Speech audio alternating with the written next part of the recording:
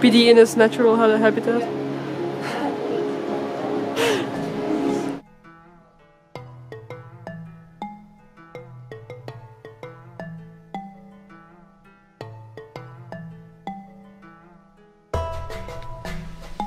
No, listen, don't sit on my tail. My wings are stuck between the door. Can't you see those ears and don't you see those claws? Hi everyone, welcome back to a brand new video of PD Pinocchio, that's me. Sorry for the weird intro, but it's a really fitting intro for this video, because in this video I want to talk with you guys about phantom limbs. And more specifically, phantom shifts. Now, what are phantom shifts? Phantom shifts are a sort of tantrophic shift that most Terrans experience. No, not all Terrans experience those, and if you are a Terran that isn't experiencing phantom shifts, that is pretty normal. If you're a Terran that doesn't experience those phantom shifts very often, that's also very normal.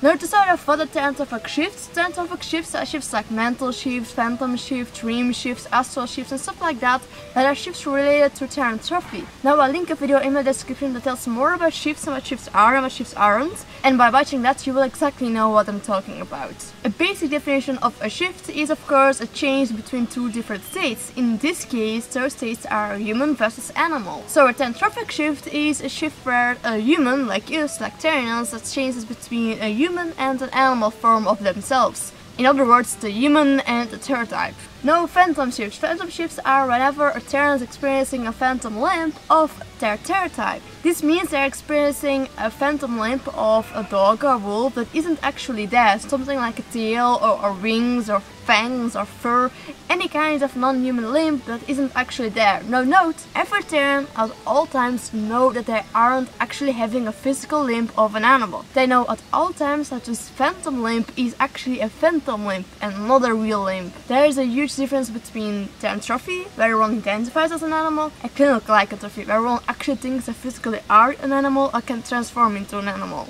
Now originally phantom limbs are more often called astral limbs, but seeing that the majority of the Terrans aren't spiritual anymore, but now are a healthy mix of psychological Terrans and spiritual Terrans, more Terrans start to use the definition of phantom limbs, because astral limbs are more often used for spiritual purposes of the astral plane and stuff like that.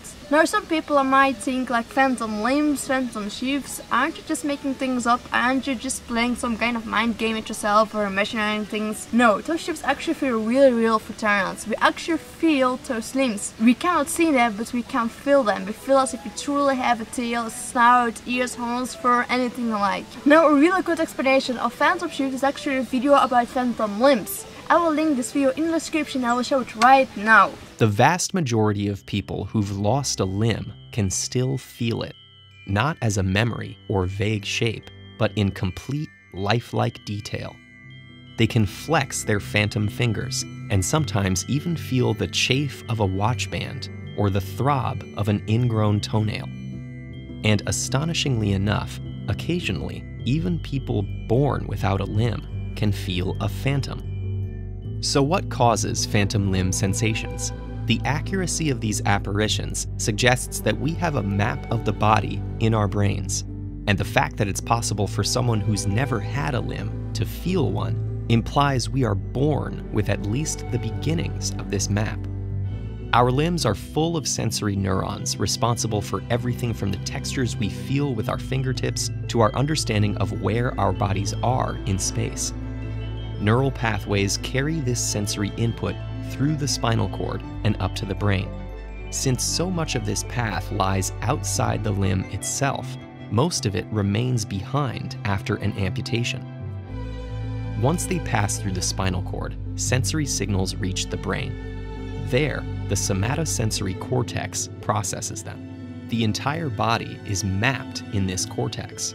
Sensitive body parts with many nerve endings, like the lips and hands, are represented by the largest areas. The cortical homunculus is a model of the human body with proportions based on the size of each body part's representation in the cortex. The amount of cortex devoted to a specific body part can grow or shrink based on how much sensory input the brain receives from that body part. For example, representation of the left hand is larger in violinists than in non-violinists. The brain also increases cortical representation when a body part is injured in order to heighten sensations that alert us to danger. This increased representation can lead to phantom pain. The cortical map is also most likely responsible for the feeling of body parts that are no longer there because they still have representation in the brain. A deeper understanding of these apparitions will give us insight into the work our brains do every day to build the world as we perceive it. They're an important reminder that the realities we experience are in fact subjective. As you can see, phantom limbs are very real and very serious happenings that happen with people who lose an arm or who are born without an arm. But even without this, one can just feel they have an extra finger with no real reason behind this. You don't need to have had this limb, and you don't have to be born without it necessarily. You just have to like this kind of feeling of having a phantom limb. Now, phantom pain is where you feel pain that isn't actually there, like when your hand is chopped off in a dream and you feel pain when you wake up. Phantom sensations are things like when you see ants walking by in your room and you suddenly feel ants on your body. Phantom shifts work the exact same way, but then with non-human body parts. Those body parts are usually, but not always, triggered by an outside trigger. Things like our stereotype, our identity, how we feel internally, but also things like seeing a documentary or a picture of a stereotype can influence those shifts. Or, by example, when I'm in the cold, I can have a phantom shift of fur of a dog. Some terrans can cause the shifts consciously, which is really handy because you can consciously provoke the shifts, but often also consciously deny the shifts and kind of like lower them and get rid of them. Some terrans do not have any control over those shifts. When I say they don't have control over their shifts, I don't mean some kind of animal takes over their body and they don't have any control over what they're doing.